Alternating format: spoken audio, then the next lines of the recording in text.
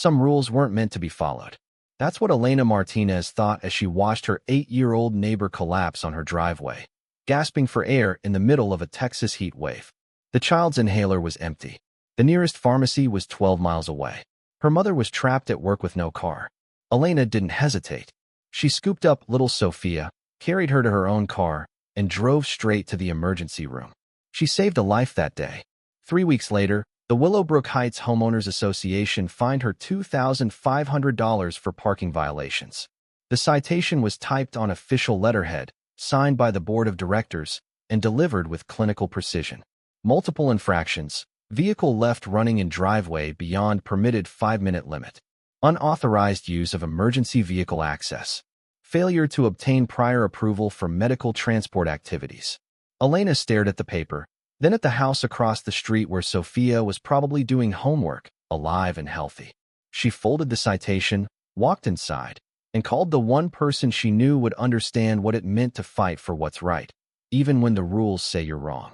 Her brother Miguel, a Marine who'd spent 2 tours in Afghanistan learning that sometimes the most important battles happen closest to home.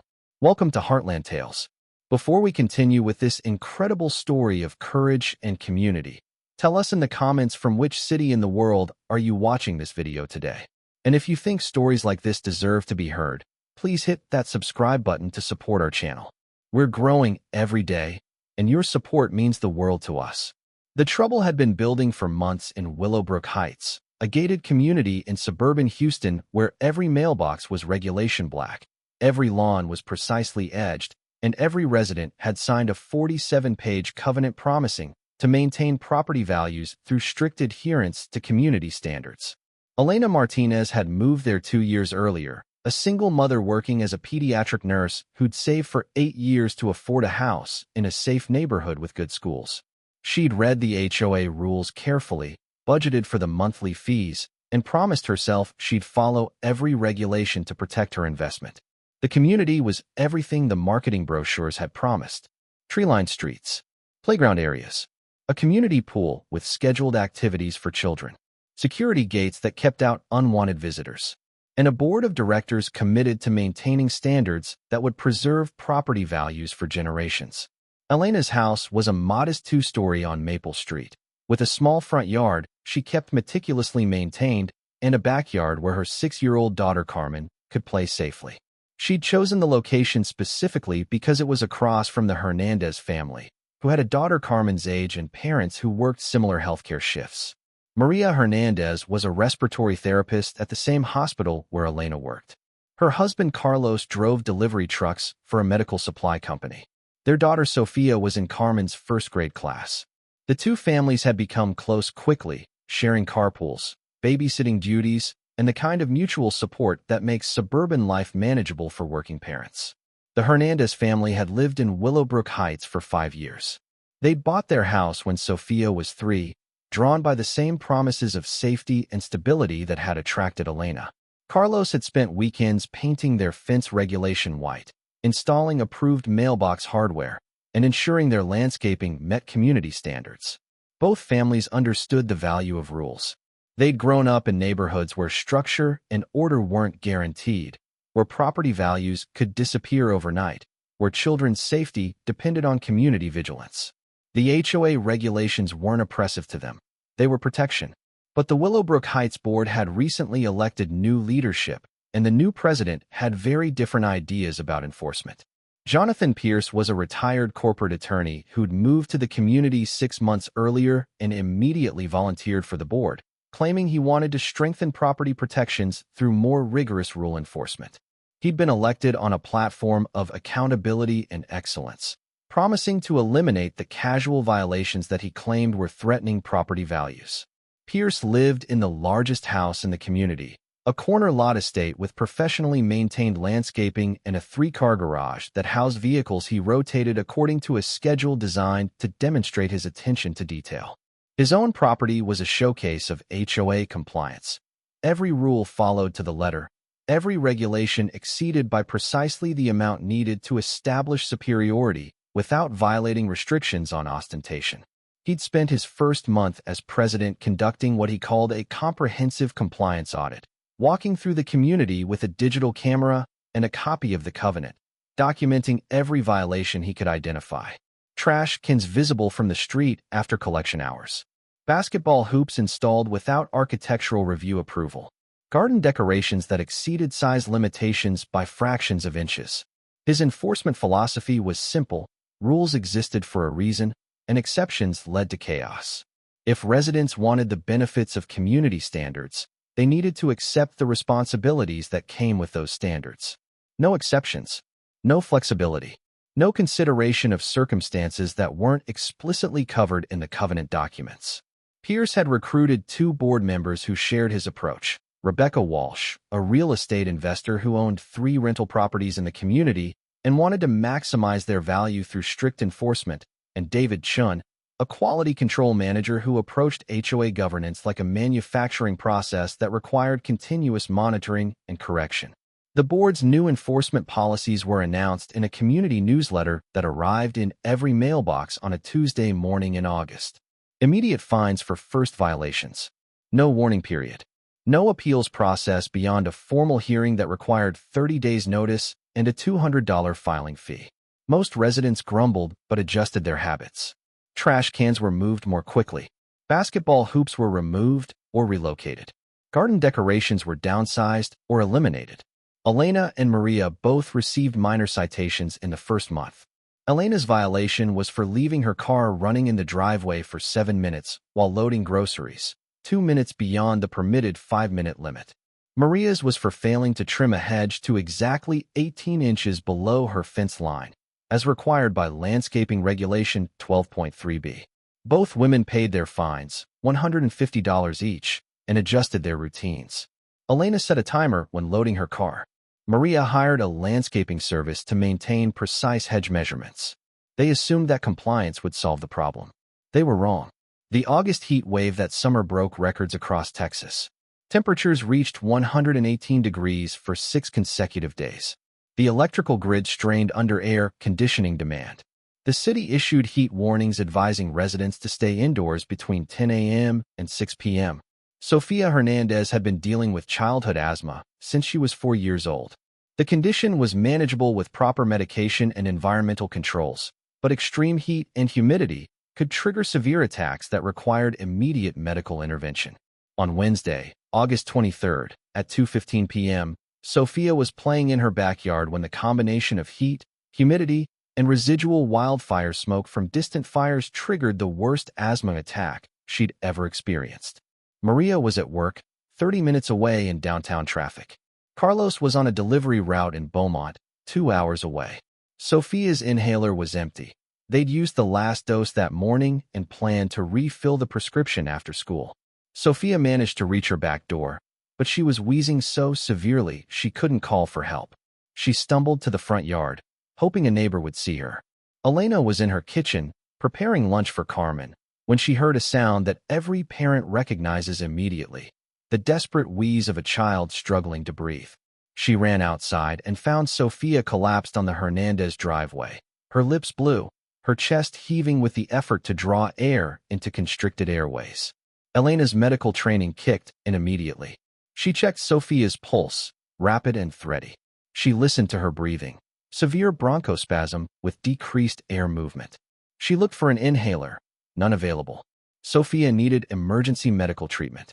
Immediately, Elena had 2 choices: call an ambulance and wait 20 minutes for help to arrive, knowing that severe asthma attacks can become fatal in less time than that, or drive Sofia to the emergency room herself, using her car and her knowledge of the fastest route to get help within 8 minutes.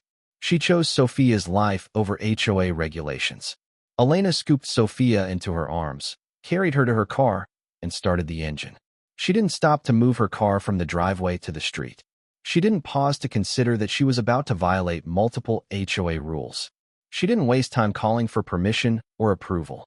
She drove straight to Memorial Hermann Hospital, running red lights and using emergency flashers, covering 12 miles in 11 minutes. She carried Sofia into the emergency room, where medical staff immediately administered bronchodilators and corticosteroids that reversed the attack within minutes. Sofia was released 3 hours later, breathing normally, with a new inhaler and a prescription for backup medications. Elena drove her home, helped her into the house, and stayed until Maria arrived from work. That evening, Elena received a text message from Maria. "You saved my daughter's life. I will never forget what you did today." Elena went to sleep that night thinking she'd done exactly what any decent neighbor would do. She had no idea that Jonathan Pierce had been watching from his office window, documenting everything with his phone camera. 3 weeks later, the citation arrived. The charges were comprehensive: unauthorized emergency vehicle operation in violation of Transportation Regulation 8.2a, extended vehicle idling beyond permitted time limits as specified in Environmental Ordinance 15.1c, failure to obtain board approval for medical transport activities as required by Liability Limitation Clause 22.4b. The fine was $2,500, payable within 30 days or subject to legal action and potential lien placement against her property. Elena read the citation 3 times before the reality sank in. She was being punished for saving a child's life. She called Maria immediately. "Did you get one too?" "No," Maria said quietly. "They only fined you, the person who helped." Elena called her brother Miguel that night. Miguel Martinez was a staff sergeant in the Marine Corps who'd completed 2 combat deployments in Afghanistan. He was home on leave, staying with their parents in San Antonio, trying to decide whether to re-enlist or transition to civilian life. Miguel had always been Elena's protector, the older brother who'd taught her to stand up for herself, to fight for what was right, to never back down when someone tried to intimidate her or the people she cared about. "They fined you for saving a kid's life." Miguel's voice was calm, but Elena could hear the anger underneath. $2,500. For violating transportation and liability regulations. What kind of liability regulation covers helping your neighbor? Elena read him the relevant clause from the HOA covenant. Section 22.4b required residents to obtain board approval before engaging in any activity that could potentially create legal liability for the community, including medical transportation that could result in injury claims if an accident occurred. Miguel was quiet for a long moment. "Elena, I've spent 2 years fighting people who hide behind rules to justify cruelty. I didn't think I'd have to keep fighting them when I got home." "What do I do, Miguel?" "You fight, but you don't fight alone." Miguel drove to Houston the next day. He spent the afternoon walking through Willowbrook Heights, studying the layout, reading the HOA covenant, and talking to neighbors about their experiences with the board's enforcement policies. What he found was a community divided. Some residents supported Pierce's strict enforcement, believing that rigorous compliance protected their property values. Others had received citations for minor violations and felt the board was overreaching. But everyone agreed on one thing: finding someone for saving a child's life was wrong. Miguel helped Elena prepare for her appeal hearing. They researched Texas property law, studied HOA governance regulations, and consulted with a civil rights attorney who specialized in housing discrimination cases. More importantly, Miguel helped Elena understand that her fight wasn't just about the fine. It was about the kind of community Willowbrook Heights would become. "You can pay the fine and hope they leave you alone," Miguel told her. "Or you can fight and prove that some things matter more than rules." The appeal hearing was scheduled for a Thursday evening in September in the community center's main room. Elena had 30 days to prepare her case and 30 minutes to present it to a 3-person panel consisting of Pierce and 2 board members who'd already supported his enforcement policies. Elena spent weeks preparing. She documented Sophia's medical condition with hospital records and pediatric specialist reports. She researched emergency medical response protocols and presented statistics showing that her decision to drive Sophia to the hospital had potentially saved the child's life. She gathered character references from colleagues at the hospital, neighbors who'd witnessed her helping other families, and community members who supported her actions. Most importantly, she prepared an argument that went beyond her specific case to address the broader question of what community standards should actually mean. The night of the hearing, the community center was packed. Elena had expected to present her case to the 3 board members and maybe a few curious neighbors. Instead, she found herself facing a room filled with residents who'd come to witness what many saw as a defining moment for their community. In the front row sat Maria and Carlos Hernandez with Sophia, who'd insisted on attending to thank Elena publicly. Behind them were families Elena had helped over the past 2 years, babysitting during medical emergencies, sharing meals with families going through difficult times, organizing holiday celebrations for children whose parents worked hospital shifts. In the back of the room sat residents who supported the board's enforcement policies, including several who'd called for even stricter compliance measures. They believed Elena's violation, regardless of the circumstances, set a dangerous precedent that could undermine the rule structure that protected their property values. Peers called the hearing to order and read the charges. Elena had violated multiple community regulations. The facts were not in dispute. The only question was whether circumstances justified waiving the prescribed penalties. Elena stood to present her case. She prepared a detailed legal argument about emergency exceptions, Good Samaritan protections, and the difference between malicious violations and actions taken to preserve human life. Instead, she found herself speaking from the heart. 3 weeks ago, I watched my neighbor's daughter struggling to breathe on her driveway. She was 8 years old. She was dying. I had a choice: follow HOA rules or save her life. I chose her life. I'd make the same choice again. She paused, looking around the room at her neighbors, at people she'd lived alongside for 2 years, at families whose children played with her daughter. I moved here because I wanted Carmen to grow up in a community where people look out for each other, where children are safe, where neighbors help neighbors.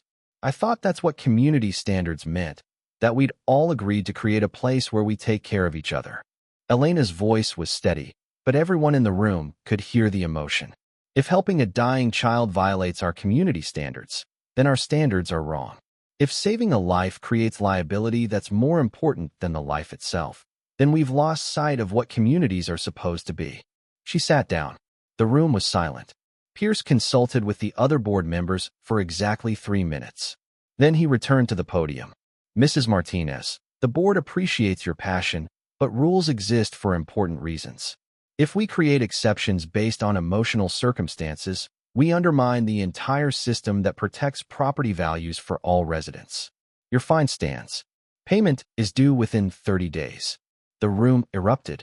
Neighbors who'd remained silent for months suddenly found their voices. Parents stood up to defend Elena.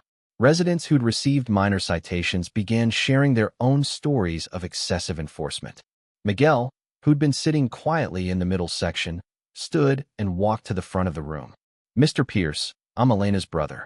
I'm also a Marine. I've spent the last 2 years fighting for communities that needed protection from people who use rules to justify cruelty. His voice was calm, but carried the authority of someone accustomed to being heard. You've just told a room full of your neighbors that saving a child's life is less important than following your regulations. You've told them that liability concerns matter more than human decency. You've told them that this community values compliance over compassion. Miguel paused, scanning the room. In Afghanistan, I met people who used religious law to justify preventing girls from going to school. They claimed they were protecting community standards. They said exceptions would undermine social order. They were wrong then, and you're wrong now. He turned to face Pierce directly. My sister saved that little girl's life. If you think that deserves punishment, then you've forgotten what community standards are supposed to protect. Miguel sat down. The room remained silent, but the energy had shifted. Pierce adjourned the meeting without further comment. Elena's fine remained in place, but something fundamental had changed in Willowbrook Heights. Over the following weeks, residents began organizing. Elena's case became a catalyst for broader discussions about HOA governance, community values, and the difference between rules that protect residents and rules that control them. Maria Hernandez started a petition supporting Elena and calling for reform of the board's enforcement policies. Within a week, it had been signed by 60% of the community's residents. Families began sharing their own stories of excessive enforcement. The woman fined for planting flowers that exceeded height restrictions by 2 inches. The elderly man cited for having his grandson's bicycle visible in his driveway during a family visit. The family fined for hanging a birthday banner that remained visible 1 day beyond the permitted celebration period. Miguel extended his leave and moved temporarily to Houston to help coordinate what became known as the Humanity Before HOA campaign. He organized neighborhood meetings, helped residents understand their rights under Texas property law, and provided strategic guidance for challenging the board's enforcement policies. More importantly, he helped Elena understand that her fight had become about something larger than her individual case. "This isn't about the money anymore," Miguel told her. "It's about proving that communities can choose compassion over compliance." The campaign culminated in a special election called to recall Pierce and the two board members who'd supported Elena's fine.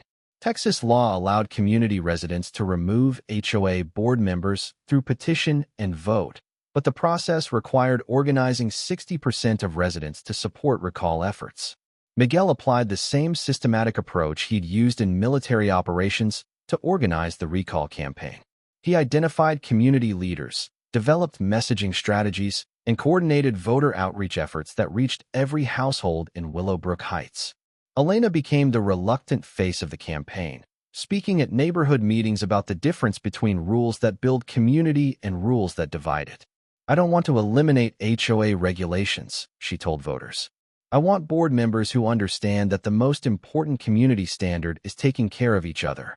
The recall election was held on a Tuesday evening in November. The community center was packed with residents who'd come to vote and observe the results. The outcome wasn't close. Pierce and his supporters were removed from office by a margin of nearly 3-1. 3 new board members were elected, including Maria Hernandez, who ran on a platform of common sense enforcement and community compassion. The new board's first official action was to rescind Elena's fine and issue a formal apology for prioritizing technical compliance over human decency. Their second action was to establish new enforcement guidelines that included mandatory consideration of circumstances and community impact before issuing fines for technical violations. But the most important change wasn't official. It was cultural. 6 months after the recall election, Willowbrook Heights had become a different kind of community. Neighbors knew each other's names. Children played together across property lines. Families organized block parties and holiday celebrations. Elena continued working as a pediatric nurse, but she also became an informal community organizer, helping families navigate problems through collaboration rather than confrontation. Miguel decided not to re-enlist. He moved to Houston permanently and started a nonprofit organization that helped other communities challenge excessive HOA enforcement through legal advocacy and community organizing. Sofia Hernandez, now 9 years old, kept her inhaler in a special case that Elena had given her. On the case was a small engraved plaque that read, "Heroes help, rules follow." And every year on August 23rd, the anniversary of Sofia's asthma attack, Willowbrook Heights held a community barbecue called Neighbors Helping Neighbors Day. Families shared food, children played together, and residents celebrated the idea that the most important community standard is taking care of each other. The event always ended the same way. Elena would stand up, look around at her neighbors, and say the words that had become the community's unofficial motto. Some rules weren't meant to be followed, but community always was. Sometimes the most important battles aren't fought on distant battlefields or in courtrooms. Sometimes they're fought in suburban driveways, at community board meetings, in the ordinary moments when ordinary people decide that human decency matters more than technical compliance. Elena Martinez didn't set out to change her community. She just refused to let rules prevent her from doing what was right. She saved a child's life and then fought to save the soul of her neighborhood. Miguel Martinez didn't plan to become a community organizer. He just refused to watch his sister be punished for showing compassion. He applied military discipline to civilian courage and proved that sometimes the most important victories happen closest to home.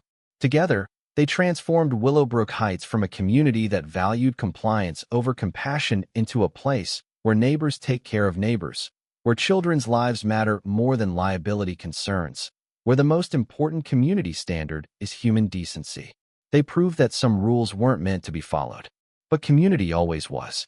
And in a world that often seems divided between those who follow rules and those who break them, they created a third option: people who change rules that don't serve humanity and build communities that do. Their fight wasn't just about an HOA fine. It was about the kind of society we choose to create, one neighborhood at a time, one neighbor at a time, one act of courage at a time. This story was brought to you by Heartland Tales. Before we leave you today, here's our question. Have you ever known someone who chose to do what was right instead of what was required? Someone who put human decency above technical compliance? Someone who proved that community means taking care of each other? Tell us in the comments about the moment when someone in your life chose humanity over rules and how their courage changed everything around them. And if you think stories like this need to be heard, hit that subscribe button to support our channel. We'll see you in the next one.